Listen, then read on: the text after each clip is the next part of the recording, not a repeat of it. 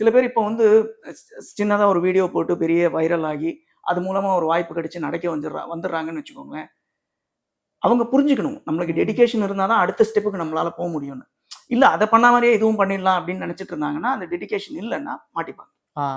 அதுவும் இல்லாம இந்த கோமாளித்தனமா இப்ப பண்ணி ட்ரெண்ட் ஆகுறதுன்னு ஒண்ணு இருக்கு. ம். அதெல்லாம் பார்க்கறது உண்டா? அதுதான் நான் சொல்றேன். அதெல்லாம் பண்ணி, சரி நம்ம இதையே பண்ணி கடைசி வரலும் அப்படியே இருந்துடலாம்.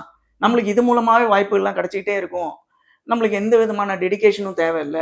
நம்ம வந்து வேற விதமா டிரான்ஸ்ஃபார்ம் ஆக தேவையில்ல. ம். நம்ம இன்ஸ்டா ரீல்ஸ் மூலமாவே நம்ம வந்து பெரிய ஆள் போதும். ஆயிடலாம் அப்படின்னு சில பேர் இருக்காங்க. நான் பேர்லாம் சொல்ல விரும்பல.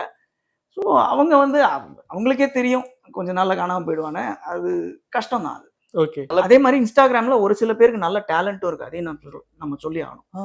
டேலண்டட் பெர்சனும் இருக்காங்க. அதுக்கேத்த மாரி அவங்க வந்து வாய்ப்பு கிடைச்சதுன்னா, தன்னை வந்து அ எவால்வ் பண்ணிக்கிட்டு வேற லெவலுக்கு போறாங்க. இல்லன்னும் நம்ம சொல்ல முடியாது. இல்லாம இந்த மாரி இதுவாவும் இருக்காங்க.